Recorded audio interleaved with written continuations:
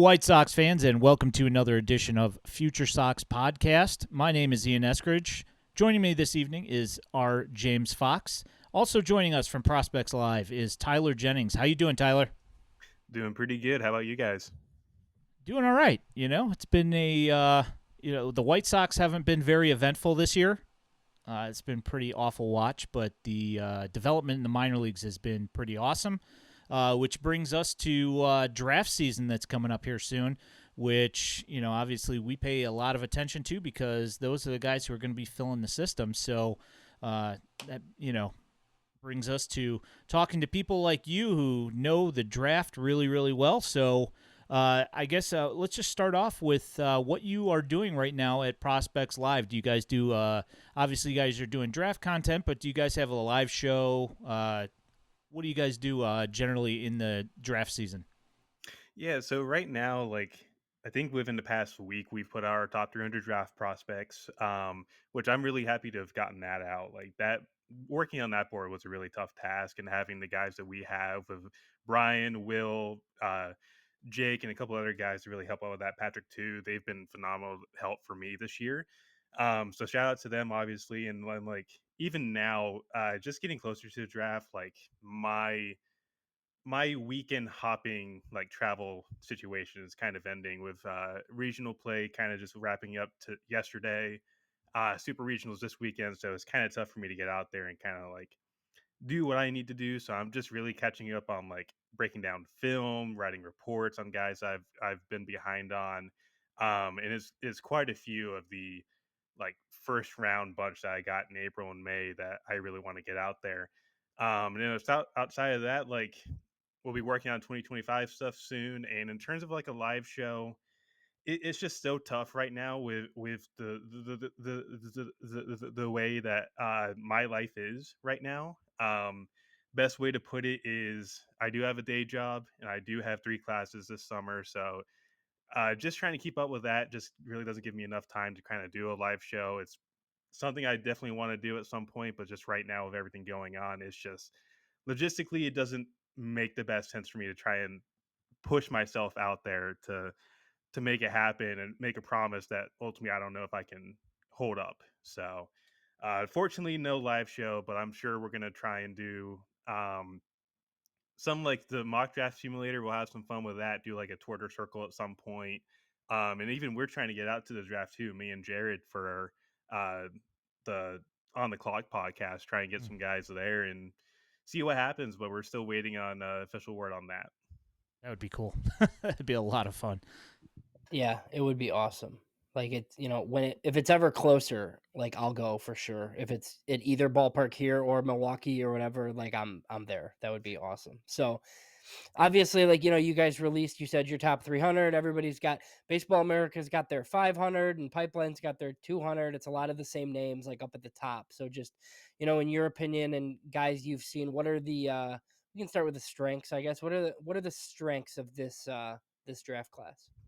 Yeah, I think you nailed it. Like the top 10 or so is pretty strong in my opinion.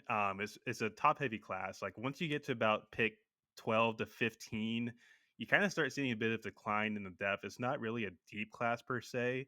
But you it's kind of really hard to find those top quality guys like you kind of saw last year, where last year was a really deep class. Um, so like you look at Charlie Condon, Bazana could probably be the best middle infield prospect we've had in recent years, and Condon's broken the NCAA BB core record. Looks pretty good at third base, but then you start getting to the guys like Cam Smith, who we have at 14, and like Walker Jenkins, all those guys, and it's kind of tough to really pinpoint what their bigger strengths are than their weaknesses. Like with Cam Smith, obviously the power and disciplines really look good this year. Um, but then you kind of start looking at defensively, like the hands are stiff, does have a little bit of swing and miss issues that I've seen recently. So it's there's more weaknesses as you go down the list, but saying that it's a strong top 10 and also saying that it's kind of a weaker draft class can both be correct. So Ian, we've seen in recent years, like like regardless, like it's 6 weeks out or 7 weeks out, whatever. Like college bats that are good always like rise to the top because teams just there's so many model and data teams that they just take college bats. It seems like, that's like one of the strongest demographics to me. Like looking at the list, the one thing this year, and it kind of sucks for what I typically look for, but the high school position player mix like doesn't seem as strong as it's been like in a while. Tyler, do you think that's accurate? It's just there's not a ton of high school talent that that's probably going to go in like the upper half of the first round, I would say.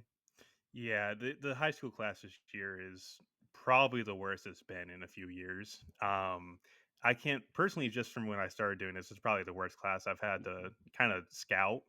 I think Connor Griffin and Bryce Rayner are the two first year guys that will go in the top 15. Kind of after that, it's really tough to pinpoint anybody. Maybe Cam Kennedy could be a sneaky top 15 pick. But it's really tough to kind of glue a guy after Rayner and Griffin to be a top 15 pick in the prep demographic this year.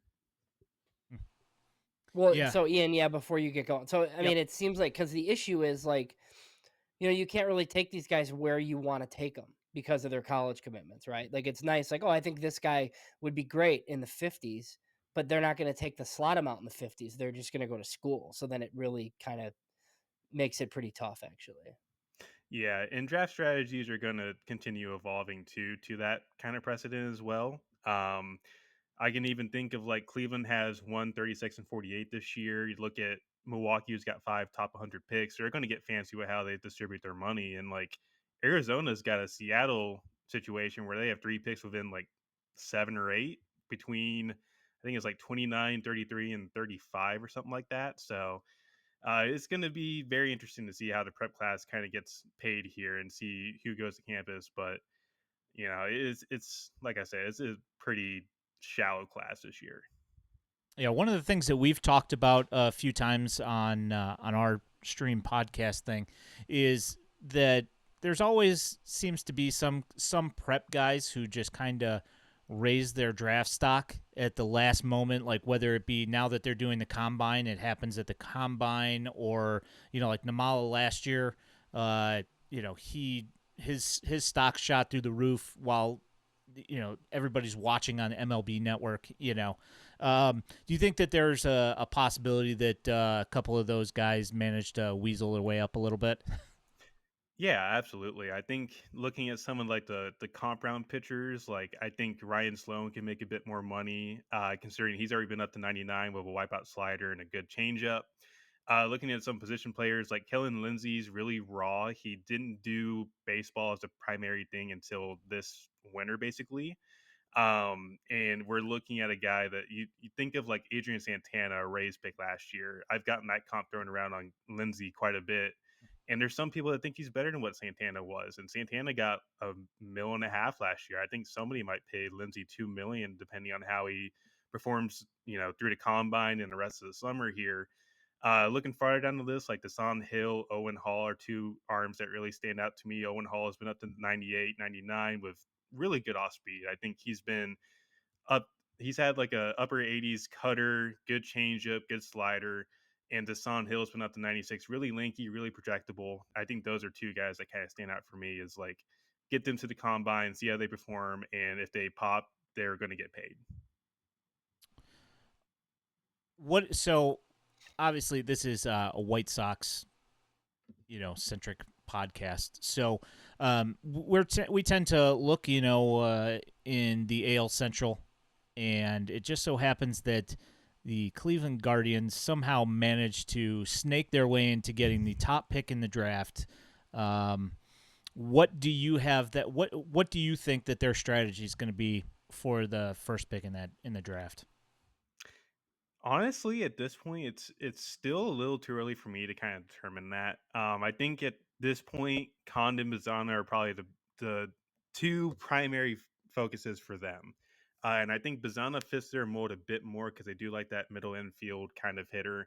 Um, but obviously, draft strategy has been the mainstay for the past few years. Like cash is going to be there's going to be haircut deals, definitely going to happen. There's only been one top draft pick that's signed for slot value in the past 10 years, and it was Torkelson in 2020. Everyone else has had a haircut deal. And just looking at this year, like this is the first time we have a $10 million signing bonus. And last year, only 2 players got 9 mil. That was Paul Skeens and Dylan Cruz. Um, so either which way you kind of draw it up, I think Cleveland's going to have a significant pay cut at 1-1, whether it be Condon or Bazana. James Tibbs has been thrown around as a name that could be a 1-1 dark horse. Chase Burns has been thrown around recently. I think at this point, Cleveland's not going to know who they're taking until probably 15, 20 minutes before the draft. And that's just how it's going to be. Could be looking at a haircut deal, maybe 2 mil under. And maybe someone like Tibbs does give you that value. I think at the end of the day, maybe Bazana signs for 9 mil on the dot.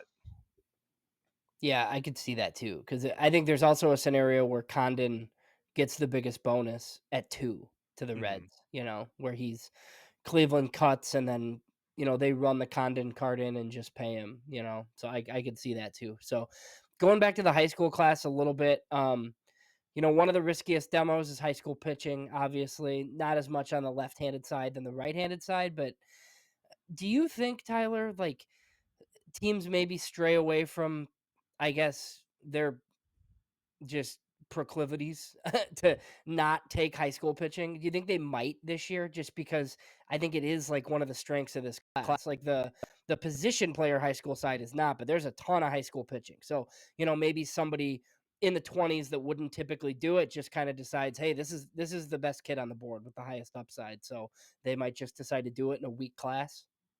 Yeah, absolutely. I think you nailed it on the head where the prep pitching is a little bit deeper than the position player pool. Mentioned it before, Cam Kiminiti could be a guy that sneaks into the top 15, but then you kind of look at some guys farther down the board, like Brendan Dowdy out of SoCal. Really intriguing kid, came up in area codes last year, was chucking 96, 97 with a breaking ball with 3,000 RPMs of spin, and has really just popped on the radar this year. Ryan Sloan's another guy that I think could definitely be paid for what he's worth. Wake Forest commit, and I think Wake probably does need that kind of arm on campus now with like Chase Burns and Hartle leaving this year. Um, but I think at the end of the day, Sloan's probably the best bet in that like 25 to 35 range where somebody's going to pop an arm there, and it might be an overpayment, but sometimes you do have to overpay and kind of put that into your strategy into, we really want to make sure this kid's in our dev team. Um, and some of the others like Owen Hall, like I mentioned before, could be another guy that foregoes that Vanderbilt commitment and does get paid out of the draft. And even a couple of other guys too that kind of pop up to my mind, if I can bring him up here. Joe Yoki, Iowa kid. He's really young for the class, really good fastball, really good slider. Could have his name called at like somewhere in the comp round, I think. He's another guy that I really do like. Personally, he's been up to 97. Slider, it comes from like a low release. Everything kind of works well. Command really does need to work out. And then Chris Lavonis is another Northeast arm that could uh, really pop. He's already been up to 98 with a 5-pitch mix, really athletic. I think somebody is going to take a shot on that as well. So Sloan's interesting. He's local to me and Ian. So he's York High School in Elmhurst here in the Chicagoland area.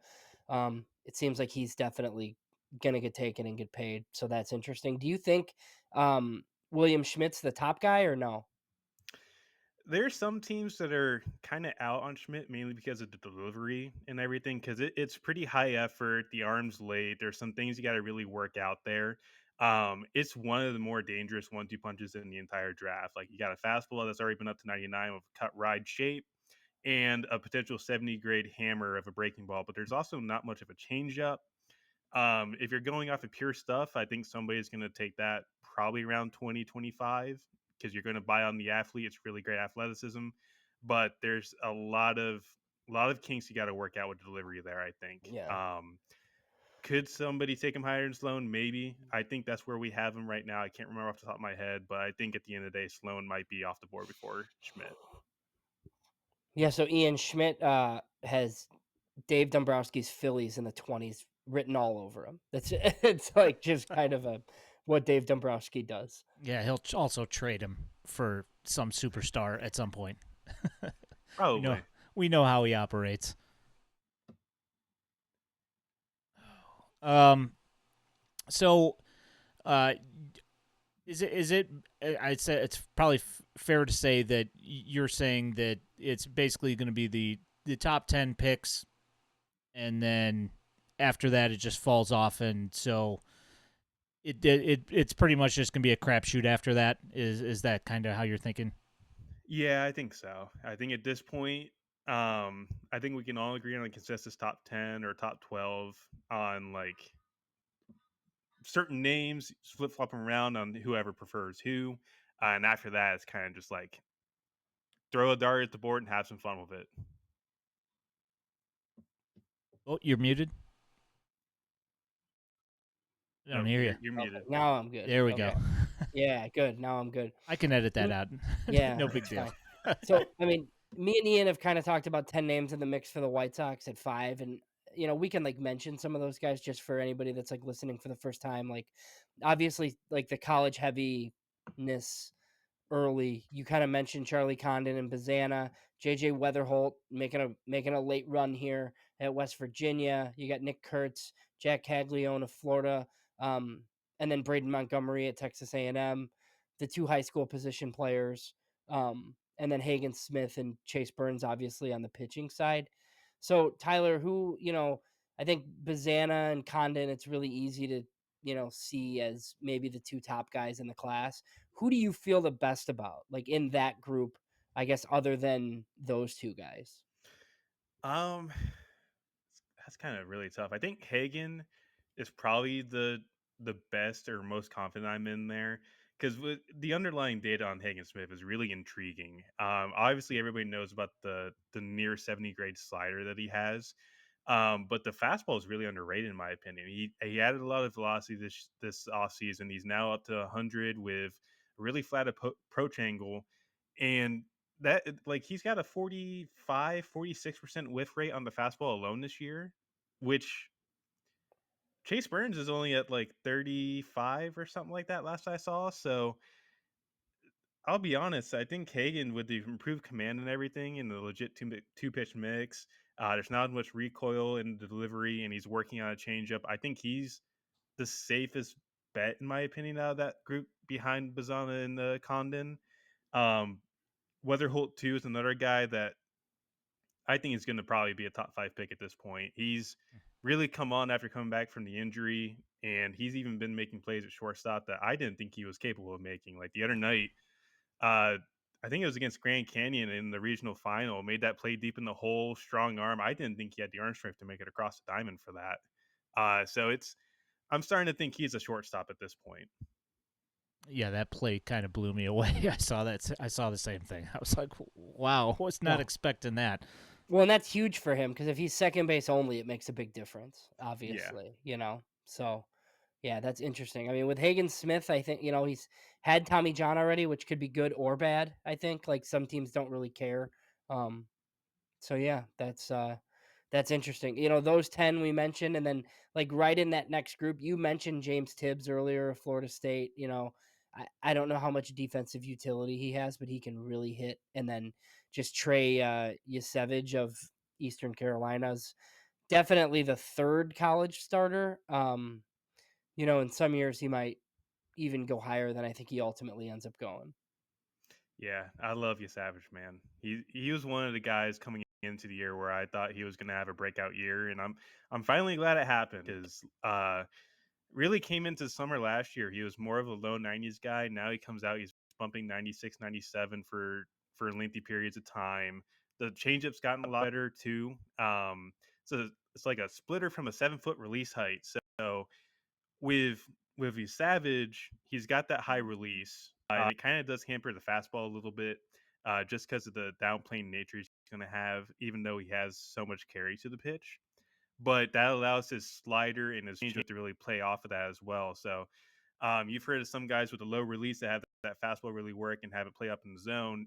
Yeah, Savage is kind of that opposite, where he's got that super high release, but it lets his secondaries play so much better because he has so much uh, downhill angle to it. Like the slider itself isn't really great shape wise, but It's a mid-80s gyro slider that really plays off of that tunneling action he has with the fastball, and it just drops away from hitters, and they have no idea how to deal with that. And the changeup's kind of that same way, where starts very high, dips down, just disappears off the table, and he's easily one of my favorite arms, and I think he's been the third arm in this class since at least early March.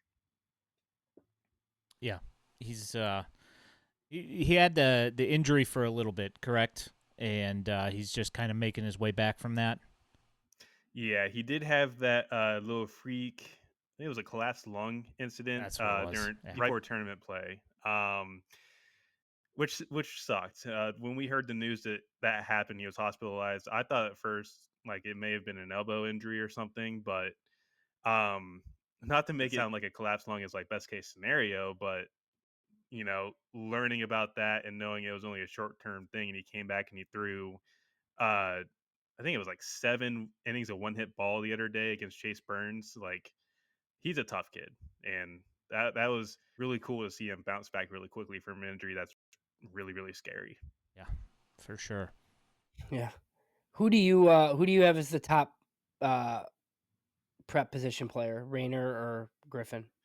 We have Griffin right now, and I think you can flip flop on both of them. Like Griffin has shown you that he can hit; he has hit for power, and I think he's at least going to be tried out in center. If not, he'll probably be a right fielder with really good arm, and he could play some infield as well. Rayner kind of fits that like Colson Montgomery, like very tall, pretty physical shortstop. Where does he stay at short? Who knows? Maybe he moves to third base, kind of like a Corey Seager. I remember that was a thing when he was coming up. Um, but I think like with Rayner, the bat's gotten faster. He looks a lot more athletic. I think at the end of the day, my gut still tells me Griffin, but I think they're going to be chosen pretty close together. I think. Yeah, so this is a lot, stuff that me and Ian are going to be talking about because there's lots of rumors linking the White Sox to prep players, despite Mhm. the fact that I think most people think that like the college guys are probably going to come off first. Like, I don't know. I think one of the prep, I mean, they've been linked heavily to Connor Griffin, and I've heard a lot on Rayner too. So just, Rayner also has the 19-year-old thing that lots of teams hate, right? Like he's a little bit older. Connor Griffin's super young. Like he reclassified to this class. How much, like, I guess, how tough is it for you guys, just to rank or scout Connor Griffin like playing baseball in Mississippi? Because it's really just it's not great, and you see me and Ian have joked because he has like 85 stolen bases like on the year, which is absurd. So just, it's just not a hotbed for high school talent, which is kind of weird because it's like a Gulf state. So I thought it would be a little bit better, but it's really not. Yeah, you'd think that like the South would be a lot more competitive in high school baseball, but it's really not the case. Yeah, I think he took that stolen base record like what 20 games into the year or something crazy like that. Like it kind of does show you the level of competition they have there. And for me, it's kind of going based off of what I saw last year with Griffin at USA's complex. Like he was at, or not NHSI, but PDP, saw him for a week out there, and just watching a bunch of film from like PG National, all the summer circuit showcases that they did. And I think he was even at 18U trials later on in the year. So kind of just bouncing it off of that to me has been more not intuitive, but like it's been a lot more helpful in my evaluation of him, because like you look at it last year, there were teams that kind of did struggle with him as a hitter because he was injured, and it did hamper his swing a little bit. But then he comes out this year, you see exactly what we all thought he would be, where you could really project the hit tool, really project the power, and he looks all like legitimate 5 tool player potentially, and he can also get on the mound and throw 97. Like he's just an all around really good player. And you mentioned it too, like reclass. He's going to be, I think, just over 18 on draft day at this point, where Rayner's going to be like 19 and some change. And teams do value that. They do put age in as a factor, and model friendly teams will definitely go for the younger players. That's with the 19-year-old thing. I could see the White Sox doing that if their pick was a little bit farther back, unless they're able to manage to get a significant deal monetarily, I would probably guess Griffin as well at number 5, but you know, who knows at this point. Well, so I guess like the good thing then, like I think we can assume like Charlie Condon, Travis Bazana, I'll say Burns, like those three guys are gone. White Sox are picking at 5. What do you think, like Tyler, best case scenario? What makes sense for them there? And then I guess within that, like how much does it make sense just like take their best guy, or do they have to consider the fact that they have 3 picks on night 1 this year, and you might be able to have a deal with somebody in the second that influences that first rounder a little bit. Yeah, I think they're gonna definitely play into strategy more than anything there. And like mentioning the best player available, I think at the end of the day, our board is gonna be different from what internally what their board is. So for all we know, say like JJ Weatherholt's their number one guy on their board. I can totally see that happening. I think Weatherholt at this point might be the best bet to go at number 5, just from my gut feel. Anything after that, I could definitely see them dipping into the prep demographic with Connor Griffin or Bryce Rayner, and I think those are the main guys to go. But Hagen Smith still there at number 5 could definitely still be a thing. I would love to have him in that farm system because that would be really really fun to pair him with Noah Schultz. How much does I know these guys are different, right? These are big, like Jack Caglione is a big physical monster, right? And look, I have reservations about Nick Kurtz. I know Ian does too, just playing at Wake Forest, right? But like, how much does the lack of success of guys like Andrew Vaughn and you're seeing it in Detroit with Torkelson and even like Nolan Chanuel, like just like taking first baseman that high, I'm not a huge fan of it. I would not be happy with that. Now, it's also maybe not fair to Caglione because he is like he's I don't know. I don't know that Andrew Vaughn's struggle should really factor in for him. But how much is it going to? Do you think? It's going to affect them a lot, I think, and teams are going to be aware of that. Which sucks because I mean, both of these kids, Caglianone and Kurtz, are very, very talented. They just happen to be landlocked at a position that doesn't have a lot of defensive value, and it's going to put a lot of pressure on the bat to perform. I think with Caglianone this year, like the bat to ball skills have really improved. I'm still a bit scared of the chase rate a little bit. Like he's chasing at a higher rate. And for me, when evaluating, I value chase rate a lot higher than some of the others, mainly because once you start seeing the more advanced stuff at say like high A or double A, how is that going to play if you're still chasing at a 35+% rate? Whereas Kurtz he's got the plate discipline and the eye is insanely good and he's turned a corner defensively at first base, but the one concern I have with him is he too passive? And I think you find the extremes with both of those guys. Like I think Kurtz might find himself in 0-2 holes a lot more often because he watches the first pitch, he doesn't ambush. And I think unless he has like a legitimate approach change and starts ambushing the first pitch more, he'll find himself into strikeouts more than say Caglianone, who's going to try and hammer the first pitch over the wall. Um, so they're both very interesting. I'm not too sure how each of them are going to perform at the next level at this point. Yeah, the one thing I did notice about Jack is that the walk and strikeout ratios that he had from last year have completely done a flip, and the walk percentage is up quite a bit. I did not happen to check out the his chase rates this year compared to last though. I had heard somebody said that they had gotten better, but I haven't actually seen the numbers. So It's like marginally better. Yeah. I think last year was like a 40% chase rate. This year it's closer to like 33, 35%, which is still too high for my liking. I'd like to see those come down to like 25% if you want to really improve the hit tool as you advance farther in the minor leagues. Well, and so that's what like his like supporters have said, right? Like the chase rate is still really bad, but he's not striking out. yeah, So Mhm. But, you're projecting forward, like, once the pitching's better, like, if he keeps chasing like this, like, he's going to strike out, right? So, Yeah. I guess just, like, the last thing on him, if you took him, would you, like, try him in an outfield corner before relegating him to first or no?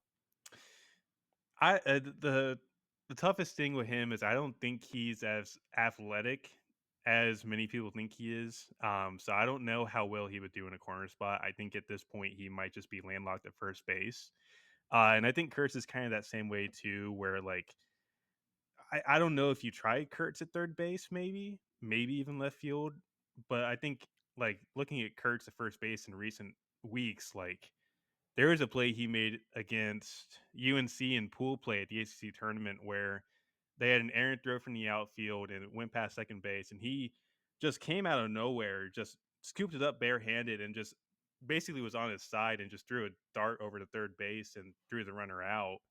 Um, I think Kirks himself could be above average, dare I say, maybe even plus defender at first, and I don't really like throwing out a plus grade on defense at first base because it's kind of unheard of. Hmm. So I guess just like before we let you go, and I think Ian has one more for you too. We've talked about a lot of these guys up at the top. If you had to give me somebody like you think's going to go in like the middle of the round that you think could end up being one of the better players from the class, or just somebody that's ranked high in a top 100 next year that wasn't one of these top guys, do you have a name or two for me? Yeah, definitely a Savage for me. I think I've already touched on that pretty well. I do really like Seaver King. I think he's really athletic, bat speed explosive. He can play shortstop, he can play third base, and he's even had, tryouts in center field this year where he looked pretty good. Um the big issue obviously with him is the chase race and he's too aggressive, but like I do love the athleticism. Like he makes some really good hits. Like I remember, what was it? I think it was Santucci faced in March where he had back foot sliders, and then Santucci challenged him with 95 at the eyes in the left-handed batter's box. And he, with the bat speed that he has, he turned on that and pulled it into the left center field gap for I think it was like 106 mile an hour double. And I thought that was the most impressive piece of hitting I've seen in a long time. Uh, there's nobody that should be able to pull a ball that hard that quickly. And just with the athleticism, the twitch, and the bat speed he has, I really do like Seaver King, and I think he's going to be a really good player if he can change the approach a little bit. Yeah, that was pretty much kind of what I was looking for. So I'm good. Um, How I can do how what's too high for Brody Brecht out of Iowa? Oh, too high. If Well, I know somebody because takes, like somebody's gonna do it. Like somebody's yeah, gonna not care about the command, see the stuff, and just and pop them. But what's how early is where Tyler Jennings is like, oh my god, that's crazy early.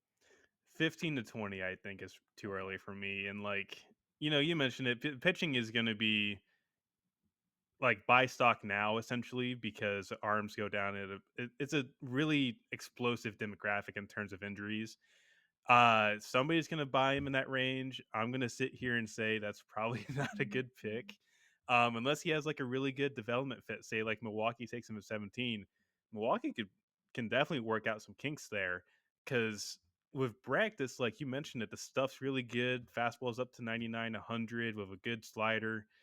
But the command's really held him back, and he's looked better down the stretch. Like the command has looked improved, the fastball command and the strikes have improved. Um, I just the athlete itself is really good, but the delivery sucks. Um, and I think that's where somebody's going to have to start is fix the delivery, let the strikes come, and go from there. If the strikes don't come, that's a back end bullpen guy at best. Yep. So that's not kind of the pick you want to have at 15 to 20. So not for me there. I'm playing the Ken Williams role of falling for the football players, Ian. So oof. that's Yeah, good, yeah, good. yeah. Thankfully, we're picking five, and I don't think that they can do that there.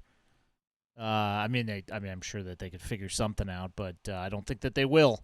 Yeah, we've seen that movie before here. Where we get these. I mean, Alec Hansen for one. Where we get these guys that are just could possibly be so good, but the floor could be so low, and that's like 15 to 20 for Brecht is way too early for me. I don't think I would touch him in the first round personally. Just my Yeah, but thing. you know that if he falls to the Dodgers, he's going to be a top 75 prospect within 12 months. So, 6, take it or leave it. yeah, exactly. Yeah. Yeah.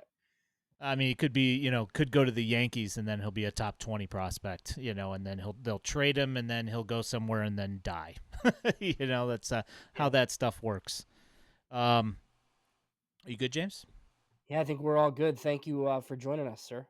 Yeah, absolutely. Thank you guys for inviting me, and I'm again thankful for having to be here with you guys. Like, this is amazing, to be honest.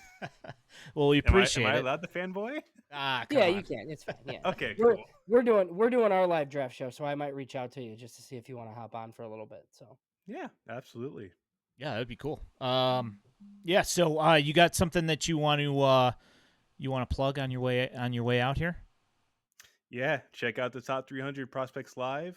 There is a subscription to it, but we do in my opinion, fantastic job, and we bust our tails to get all this content out for the viewers and the readers. So, if you can lend $5 a month of your wallet to us to help us out, that would mean a lot to us. We're gonna have a lot of good content coming out here soon, with more film coming out, and then I'll try and deep dive myself into some of the like day two arms. So like Cal Steven, Durangelo's Sinjay from Mississippi State is two guys I want to try and do at some point, and kind of give a breakdown on that, because those two guys are really intriguing in my eyes. So it's a switch pitcher. Yeah, it's crazy. yeah, So weird to watch. Yeah. I watch eat your video. heart out. Yeah. I watched video of a guy the other day who was, and you can't do it anymore, but it was a Japanese guy who was going to either side of the plate on every pitch, and it drove me insane. Yeah. So luckily he can't do that every at bat, So Yeah, Pat Venditti wishes he had the stuff that Sinjay has. yeah, he hits what, like 98 from both sides or something like that. I think he's been up to 99 from the right side. From the left side, it's probably closer to like 93, 94. But even having that kind of arm talent from both sides is stupid. So good. So at Tyler Jennings 24 on the X, you can find Tyler. Thank you so much for your time, and hopefully we'll catch up with you around draft time. Absolutely. Thank you guys again for having me on. Thanks so much.